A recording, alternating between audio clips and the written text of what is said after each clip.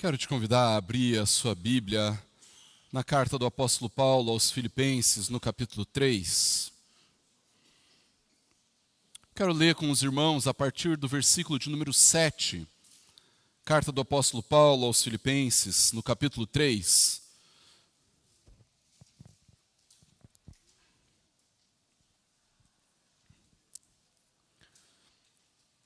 Nós vamos ler, queridos, a partir do versículo 7 até o versículo de número 11. Filipenses, capítulo 3, do versículo 7 ao versículo de número 11.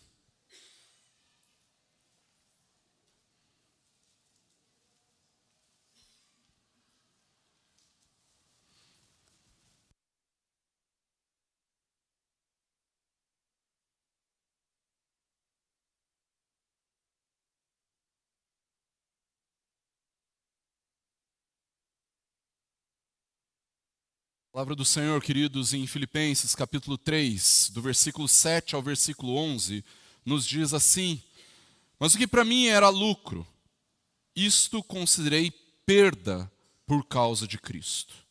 Na verdade, considero tudo como perda por causa da sublimidade do conhecimento de Cristo Jesus, meu Senhor. Por causa dele, perdi todas as coisas e as considero como lixo para ganhar a Cristo e ser achado nele, não tendo justiça própria que procede de lei, mas aquela que é mediante a fé em Cristo, a justiça que procede de Deus, baseada na fé. O que eu quero é conhecer Cristo e o poder da sua ressurreição, tomar parte nos seus sofrimentos e me tornar como ele na sua morte, para de algum modo alcançar a ressurreição dentre os mortos. Vamos orar? Senhor Deus, nós estamos diante da Tua palavra, Deus, e ó Pai, nós clamamos para que nesse instante o Senhor fale ao nosso coração e que nós sejamos edificados e que o nosso coração seja solidificado nas verdades da Tua palavra.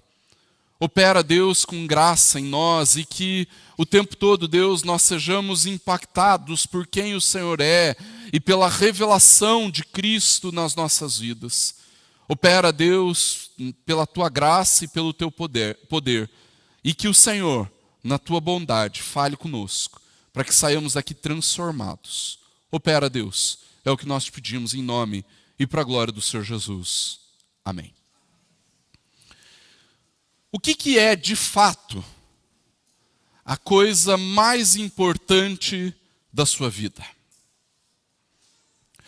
O que é que move o seu coração? Você não precisa responder em voz alta, mas qual é o real motivo pelo qual você acorda cedo todos os dias? Alguns vão responder essa pergunta de maneira bastante correta, mas em alguns casos bastante vazia, inclusive dizendo que Deus é o que mais importa na sua vida. E se você é aqueles que estão preocupados, um daqueles que está preocupado apenas em dar a resposta certa, pronto, você já tem a resposta certa para essa pergunta. No entanto, eu acredito, queridos, que seja perfeitamente natural que uma boa parte de nós responda que a coisa mais importante da vida é a família, ou o casamento, ou os filhos, não é verdade? Por outro lado, também vão existir aqueles que pensarão na carreira, no sucesso, na vida profissional como a coisa mais importante da sua vida. Mas eu acredito que nós também vamos encontrar aqueles que entendem que a parte mais importante da vida é o conhecimento que nós construímos, ou então a sabedoria adquirida com o passar dos anos, e quem sabe alguém até pode pensar: pastor, olha, a coisa mais importante da vida é a saúde. Esse com certeza é aquele que quando vai parabenizar você pelo seu aniversário, ele diz assim, que Deus te abençoe e te dê muita saúde, né? Porque o resto está tudo bem. Então, se você tiver saúde, nada mais importa. Vai dizer que o bem-estar é aquilo que mais importa, ou quem sabe, pastor, o que mais importa para mim é ter qualidade de vida. O que é, de fato, a coisa mais importante da sua vida? Essa não é uma pergunta nada fácil de ser respondida, irmãos.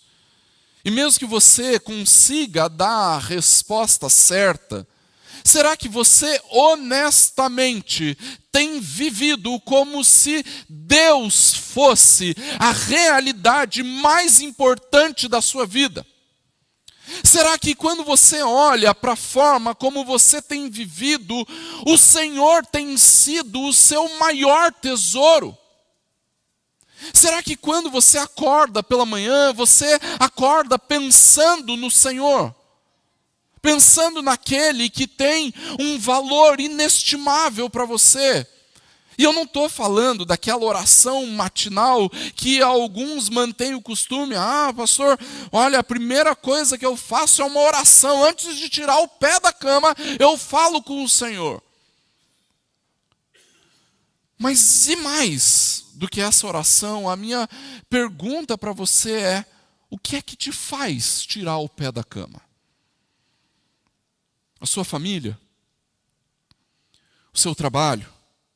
Dinheiro, bens materiais, conforto, conhecimento? Qual é a coisa mais importante da sua vida?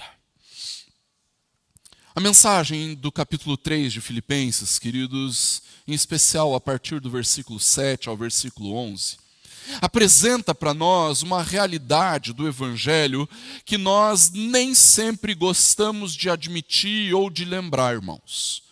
A realidade de que existe uma mensagem de graça, esperança e redenção para aquele que olha para si mesmo e percebe: eu sou mau. Eu sou insuficiente. Eu sou pecador. Eu não mereço, eu não dou conta. Essa é uma mensagem muito clara a respeito do Evangelho, queridos.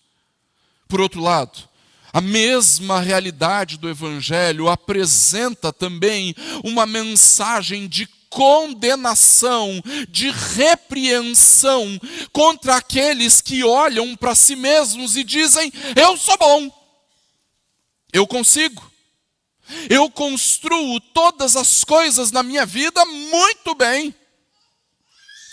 Isso acontece, queridos, porque quando existe qualquer indício de justiça própria, o que nós estamos dizendo para Deus é que Jesus, o seu Filho unigênito, é desnecessário para nossa justiça. O Evangelho, irmãos, é subversivo, porque ele apresenta àqueles que olham para si mesmos e se veem como pecadores uma mensagem de redenção. Os injustos agora possuem justiça. Enquanto isso, aqueles que confiam em si mesmos caem por não entender que precisam aprender a renunciar até mesmo às coisas boas. Até mesmo as coisas que são aparentemente boas, santas e retas, para que confiem de fato em Jesus como a sua justiça pessoal e final. Irmãos, uma boa parte dos cristãos limitam a sua vida cristã à conversão. E a gente pode observar isso em uma boa parte das igrejas evangélicas, que todo o esforço está concentrado nesse ato inicial de, entre aspas, aceitar Jesus. E eu vou te falar, essa realidade é trágica para a vida cristã.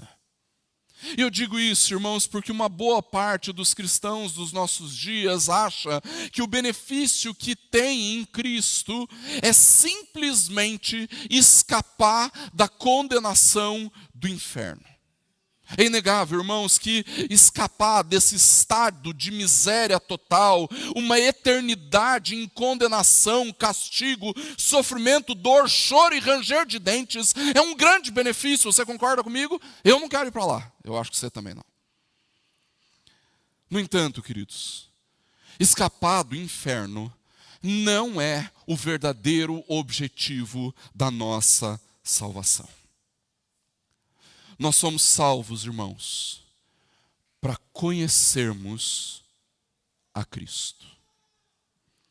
Nós somos salvos, queridos, para nos deleitarmos todos os dias e cada vez mais na excelência do conhecimento de Jesus.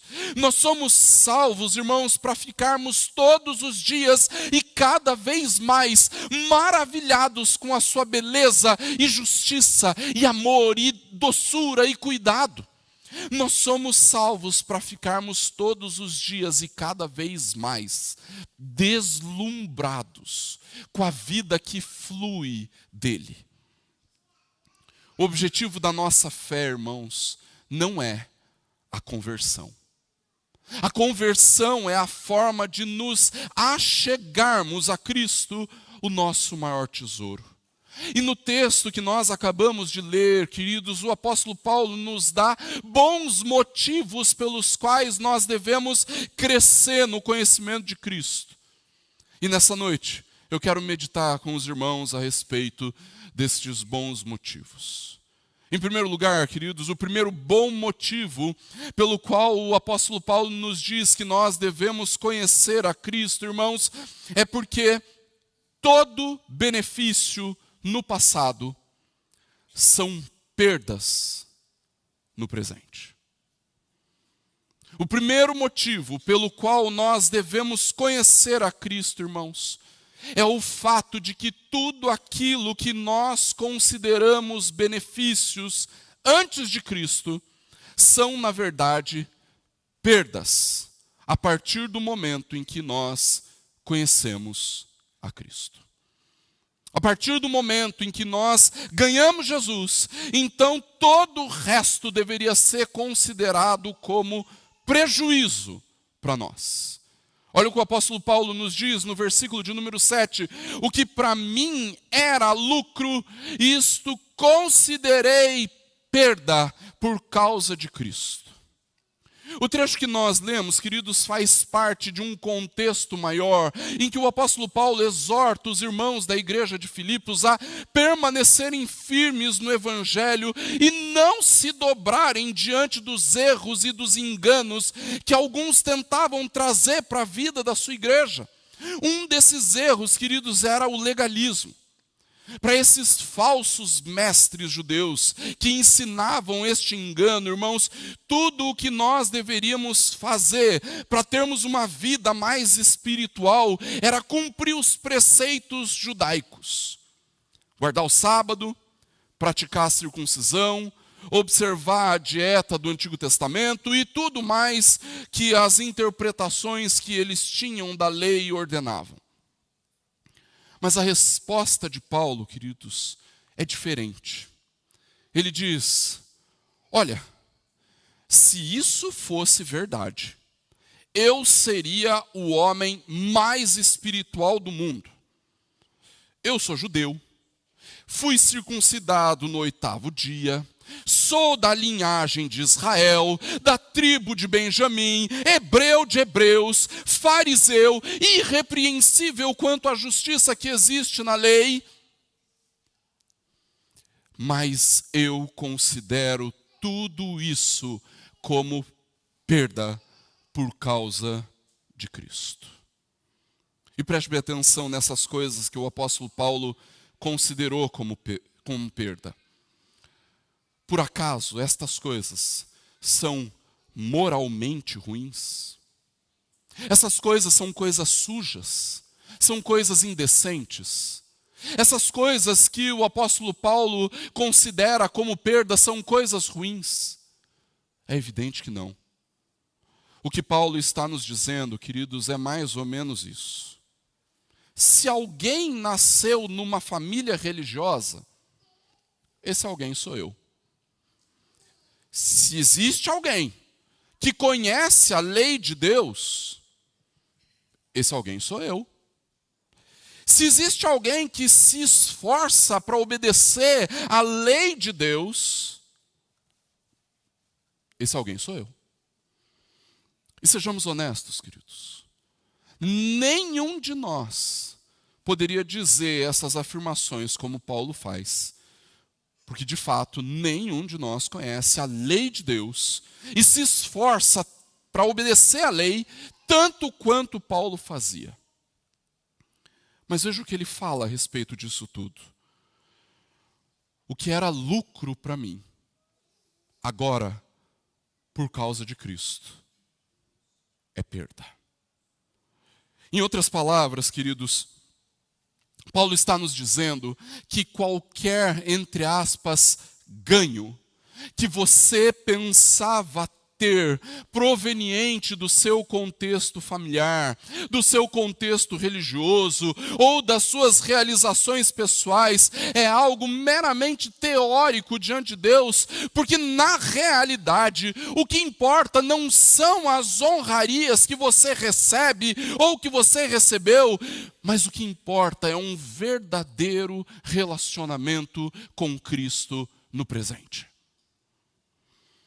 É como se Paulo estivesse mostrando para nós, queridos, a contabilidade do céu, apresentando o livro caixa, para demonstrar que todo ganho terreno é completamente ilusório, para nos mostrar que tudo aquilo que nós consideramos como valioso, como precioso, como lucro, na verdade, é uma perda. Todo lucro na realidade terrena, seja financeiro, moral, religioso, familiar, no seu bem-estar, tudo isso é contado como perda. Perceba, irmãos, Paulo não está dizendo que é indiferente. Paulo está dizendo que é uma perda, uma desvantagem, um prejuízo. Eu sei, queridos, que é muito difícil nós considerarmos estas coisas como desvantagem. É muito difícil nós olharmos para estas coisas que nós avaliamos como sendo coisas boas, como prejuízo. Talvez, queridos, nós enxerguemos elas como no máximo indiferentes, mas perda, desvantagem. Irmãos, é muito difícil vermos assim, uma vez que é por causa destas coisas que nós vivemos. Mas perceba, isso tudo eu considerei perda. Por quê? Por causa de Cristo. Tudo o que Paulo havia recebido ou conquistado na sua vida, todos os benefícios e coisas boas, todos os lucros, tudo isso agora, por causa de Cristo, é uma desvantagem. Por causa de Cristo, todas as coisas que nós consideramos como vantagem são, na verdade, desvantagem para nós. E isso acontece, queridos, porque quando nós deixamos o mundo definir o que é importante para nós, nós começamos a moldar o nosso pensamento para aquilo que o mundo considera bom e benéfico. E quando essas coisas tomam o lugar que deveria ser de Cristo, e acredite, elas normalmente tomam, essas coisas se tornam a nossa grande desvantagem. Por isso, nós precisamos, queridos, de uma atitude mental e espiritual para perceber que todos os benefícios terrenos que normalmente nós consideramos como vantagens, agora são perdas. E isso inclui as suas heranças étnicas, Isso inclui os seus direitos de nascença, as suas heranças milionárias, as suas credenciais acadêmicas, as suas realizações profissionais, os seus bens materiais. Cristo, e apenas Cristo, deve estar no trono das nossas vidas. Nós devemos conhecer a Cristo, queridos, porque quando nós olhamos para tudo aquilo que nós temos, somos e construímos, nós percebemos que todas essas coisas são, na verdade, empecilhos para a nossa vida com Deus. São perdas, não lucro. Mas além disso, irmãos, nós devemos conhecer a Cristo, porque em segundo lugar, Cristo tem para nós um valor inestimável. Cristo tem para nós um valor insuperável. Se ali no versículo 7, irmãos, o apóstolo Paulo focou nas heranças e conquistas que ele possuía, coisas do passado, agora nos versículos 8 e 9 ele olha para o presente. Não são apenas as coisas do passado, mas também as coisas do presente também são perdas. É isso que ele diz para nós no início do versículo 8, quando ele diz assim, na verdade, eu considero tudo como perda, por causa da sublimidade do conhecimento de Cristo Jesus, meu Senhor. Normalmente, irmãos, nós pensamos na vida cristã, quando nós pensamos na vida cristã, nós pensamos na renúncia de coisas ruins, não é verdade?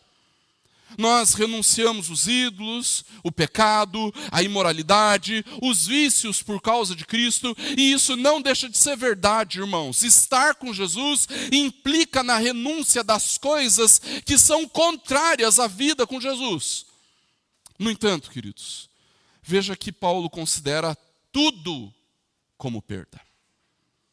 E esse tudo incluía todas as coisas boas que ele havia realizado, até mesmo na sua vida ministerial. Conhecer a Cristo é ainda mais sublime que qualquer vitória ministerial, irmãos. Perceba que Paulo expande ainda mais a perspectiva do versículo 8, quando ele intensifica o significado de por causa de Cristo. Quando no versículo 7 ele diz simplesmente, eu considerei tudo como perda por causa de Cristo, agora ele aumenta isso para nos dizer a grandiosidade daquilo que ele está falando. Agora Paulo fala sobre a sublimidade do conhecimento de Cristo Jesus, o meu Senhor. Não é o Senhor, é o meu Senhor. Em outras palavras, irmãos, Paulo está dizendo para nós que aquilo que ele ganhou em Cristo é ainda mais superior, é ainda mais sublime, é ainda mais inestimável do que qualquer vantagem ou benefício terreno que se possa imaginar. Se nós compararmos Jesus com dinheiro, ou então sucesso, ou conforto, ou bem-estar, ou qualidade de vida, irmãos, não há contestação. Cristo é sem dúvida vitorioso. Jesus é melhor do que qualquer coisa que este mundo tenha para nos oferecer. E por mais que nós tenhamos experimentado de Cristo ao longo de toda a vida, por 30, 40, 50, 60, 70, 80 anos, ainda assim, a alegria de estar cada vez mais próximo de Cristo nunca se esgota. Agora perceba que o texto continua no versículo 8 e começo do versículo 9, quando Paulo diz assim, olha, por causa de Cristo, por causa deste sublime conhecimento de Cristo, eu perdi todas as coisas e eu as considero como lixo para ganhar Cristo e ser achado nele. Paulo diz que renunciou todas as coisas, porque todas essas coisas boas, porque o valor que ele encontra no conhecimento de Cristo ultrapassa todas essas coisas, irmãos. Por amor a Jesus, Paulo diz que considera todas as coisas da vida como lixo por causa de Cristo, mas perceba que ele não está falando de coisas ruins. Irmãos, talvez um dos grandes problemas da nossa vida é que nós geralmente atribuímos um valor errado para as coisas. Normalmente nós elegemos algumas coisas, alguns princípios como valores supremos para nós, e essas coisas não chegam nem perto da sublimidade, da excelência do conhecimento de Cristo Jesus, nosso Senhor. E eu não estou falando de coisas ruins. Eu estou falando de coisas aparentemente boas. Trabalho, família, amigos, lazer, bens materiais, virtudes, conhecimento, todas essas coisas são boas. Mas quando nós comparamos elas a Cristo, elas são nada. Todas essas coisas são boas, mas elas são nada quando comparadas à beleza, à excelência e à sublimidade de Cristo. E tudo isso, irmãos, porque conhecer a Cristo é para nós, precisa ser para nós um valor insuperável, inestimável. Mas perceba que quando nós nos tornamos negligentes no desejo de conhecer a Cristo, então, irmãos, é porque nós estamos considerando outras coisas mais valiosas que Jesus. Não querer crescer no conhecimento de Cristo demonstra que nós temos outros tesouros que são tão ou mais valiosos que o próprio Cristo para nós. Acontece, queridos, que se nós somos verdadeiramente discípulos de Jesus, se nós verdadeiramente cremos no seu glorioso sacrifício e verdadeiramente amamos Jesus, então, queridos, buscar o conhecimento de Cristo é a demonstração de onde está de fato a nossa verdadeira alegria e honra e amor e até afetos. E mais do que isso, queridos, em Jesus nós temos a verdadeira justiça que nos leva à presença de Deus. Veja o que o apóstolo Paulo diz na sequência do versículo 9. Ele diz: não tendo justiça própria que procede de lei, mas aquela que é mediante a fé em Cristo, a justiça que procede de Deus, baseada na fé. Perceba, queridos, que nós somos apresentados a dois tipos de justiça. Uma justiça própria, que procede da lei, e a justiça mediante a fé em Cristo, que procede de Deus. Paulo está respondendo a estes falsos mestres da igreja de Colossos, e ao ensino de justiça deles, que essa justiça poderia ser alcançada pelas obras da lei, uma justiça baseada nos nossos esforços pessoais. Acontece, queridos, que a Bíblia é clara em demonstrar que qualquer tentativa de alcançar justiça através da lei é completamente insuficiente. E tudo isso porque Jesus é o único que de fato cumpriu a lei. E somente nele existe verdadeira justiça. A justiça nunca pode ser uma autojustiça. Não pode haver nada do eu na verdadeira justiça, nunca é meu, mas é sempre e inteiramente um dom de Deus através da obra expiatória de Cristo na cruz do Calvário. E precisa ser assim, queridos, porque toda justiça, entre aspas, que nós somos capazes de produzir é exclusivamente uma justiça ética, moral. Nós somos incapazes de produzir justiça espiritual. A verdadeira justiça é concedida, não conquistada. Essa justiça que procede de Deus, queridos, é uma nova condição concedida a nós. Deus nos declarou justos, baseados na fé que nós temos na obra redentora de Cristo. Ou seja, nós temos a justiça que procede de Deus, porque nós cremos que fomos salvos pelos méritos de Cristo e não pelos nossos méritos ou pelas obras que nós praticamos. Eu sei, queridos, que esse é um tema bastante delicado para muitos irmãos, mas não deveria ser, queridos. E eu vou explicar o porquê. Como seu pastor, o que eu mais quero é que você trabalhe pelo reino. Que você sirva na nossa igreja, na igreja na qual você faz parte. Que você vive em santidade, lutando contra os seus pecados, se dedicando à oração, se dedicando à leitura da palavra. Isso é o que eu, como seu pastor, espero de você, espero da minha família e espero de mim mesmo. Em outras palavras, irmãos, quando nós olhamos para aquilo que nós vivemos como igreja e aquilo que nós praticamos como igreja, normalmente nós esperamos um grande esforço de todo mundo. Não apenas de 30% da igreja, não apenas de meia dúzia de irmãos, não apenas daqueles que são mais empenhados em trabalhar pelas coisas da igreja. No entanto, honestamente, ainda que todas estas coisas sejam maravilhosas, irmãos, elas precisam ser consequência do nosso conhecimento de Cristo. Em outras palavras, se nós estamos fazendo todas essas coisas com a intenção de obtermos coisas de Deus, com a intenção de, entre aspas, ganharmos a salvação, então, queridos, nós seremos completamente frustrados. Nós nunca ganharemos nada. O que o apóstolo Paulo está dizendo para nós é justamente ao contrário disso. Ele diz: eu abri mão da justiça que procede da lei.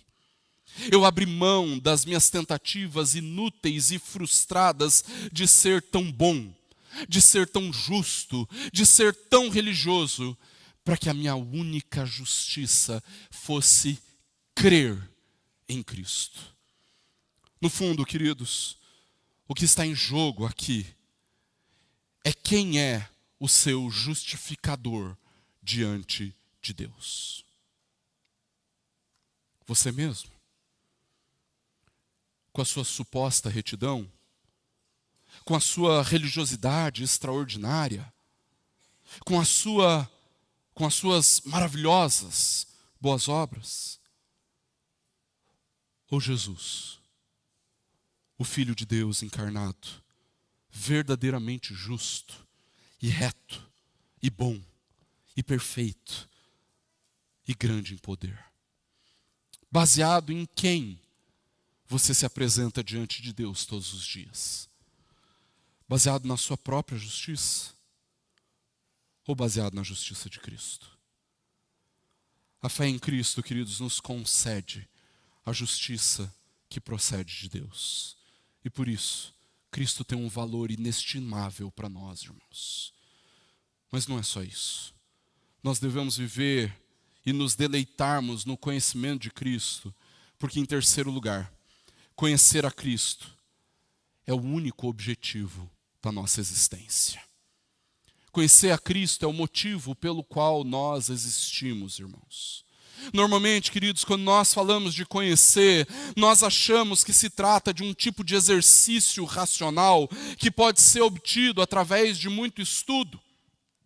Ainda que seja verdade que quando nós estudamos a palavra com zelo, com dedicação, Deus nos concede sim a graça de crescermos no conhecimento de Cristo, mas mesmo assim, queridos, nós precisamos nos lembrar que o conhecimento de Cristo não é algo meramente racional ou intelectual. Nós não estamos falando de um processo cognitivo, acadêmico, científico, através do qual nós vamos descobrindo coisas novas a respeito da pessoa de Cristo. Conhecer Jesus é muito mais do que mero conhecimento intelectual, irmãos. Conhecer Jesus é algo que envolve tudo o que nós somos. Conhecer Jesus, queridos, é um processo que envolve aquilo que nós sabemos, aquilo que nós sentimos, aquilo que nós mais desejamos. Conhecer Jesus é mais que isso. Conhecer Jesus é fazer com que nós sejamos completamente tomados pela realidade gloriosa de quem Jesus é, e fazer com que isso molde toda a nossa existência, tanto a nossa experiência quanto a nossa intelectualidade. É isso que Paulo nos apresenta nos versículos 10 e 11, queridos. A primeira coisa que Paulo nos mostra é, então, o conteúdo desse conhecimento de Cristo. Ele diz, o que eu quero é conhecer a Cristo, conhecer o poder da sua ressurreição e tomar parte nos seus sofrimentos e me tornar como Ele na sua morte, para de algum modo alcançar a ressurreição dentre os mortos. Apesar de Paulo estar falando no singular, irmãos, eu quero. A forma como está escrito estabelece para nós e demonstra para nós, queridos, que esse é o propósito de Deus para a nossa salvação. Todos nós devemos conhecer a Cristo, conhecer o poder da sua ressurreição e conhecer o seu sofrimento. Com isso, queridos, Paulo está descrevendo para nós o que deveria ser este processo constante e contínuo de santificação em nós. Um processo vitalício de uma experiência cada vez mais profunda com Jesus.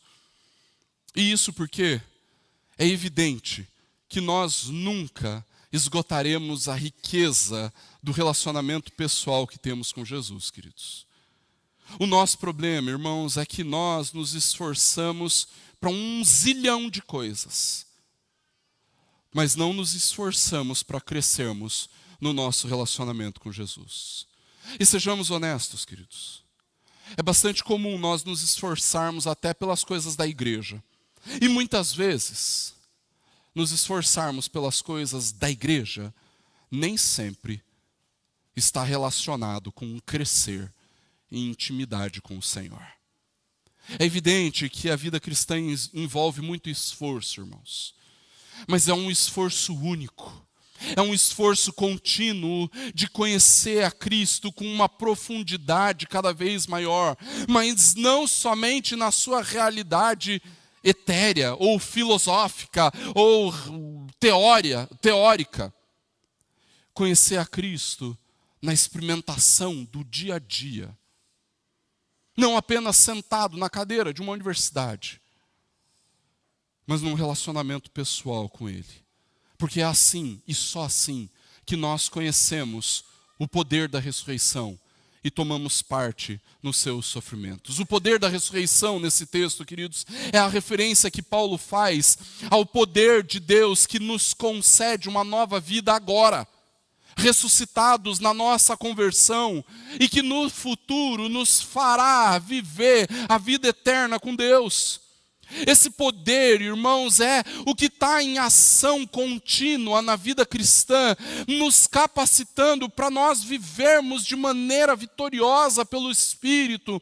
Esse poder, queridos, é o que está operando em nós, nos fazendo derrotar o pecado nas nossas vidas. Esse poder da ressurreição é o que está operando em nós, nos fazendo resistir contra o poder do diabo, queridos. No entanto, você não pode se esquecer que nós experimentamos esse poder, não em meio a muitas coisas, não em meio à abundância, não em meio àquilo que o apóstolo Paulo considerou como perda, mas esse poder é experimentado em meio à experiência do sofrimento. Na verdade, irmãos, nós podemos considerar que inclusive é nos sofrimentos que o poder da ressurreição é produzido em nós. Hoje pela manhã, o presbítero Ademir, antes de começar a escola dominical, ele me mostrou um panfletinho de uma seita que dizia assim: pare de sofrer. E tinha um monte de atividades lá da igreja falando por que nós deveríamos parar de sofrer. E ele disse para mim, isso não é cristianismo. E ele tem toda a razão, queridos. A experiência do sofrimento faz parte da vida cristã. E mais do que isso, a experiência do sofrimento é essencial para a experiência do poder da ressurreição. Quando nós olhamos para a palavra, queridos, nós descobrimos que Deus resolveu estabelecer uma conexão entre a quantidade de sofrimento que os crentes provam e a quantidade de poder da ressurreição que eles experimentam em si mesmos. A começar por Cristo, a começar pelos primeiros discípulos, a começar pela igreja do Novo Testamento. Um sofrimento que ao final traz o poder sobre a igreja e que leva os crentes à vitória final. Esses dois componentes, queridos, poder e sofrimento, eles formam os dois lados da mesma moeda. Eles fazem parte do conhecimento de Cristo. Conhecimento que nos dá poder para vivermos o dia a dia e que nos capacita para enfrentarmos e experimentarmos o sofrimento, nos esvaziando de nós mesmos, para que Cristo seja de fato tudo em nós. Concluindo, queridos, qual é a coisa mais importante da sua vida? A sua família? Seu casamento? Seus filhos? Sucesso profissional? Bens materiais? Qualidade de vida? Irmãos, todas essas coisas são maravilhosas. Mas quando nós comparamos elas com o conhecimento de Cristo, queridos, nós descobrimos que elas perdem de lavada.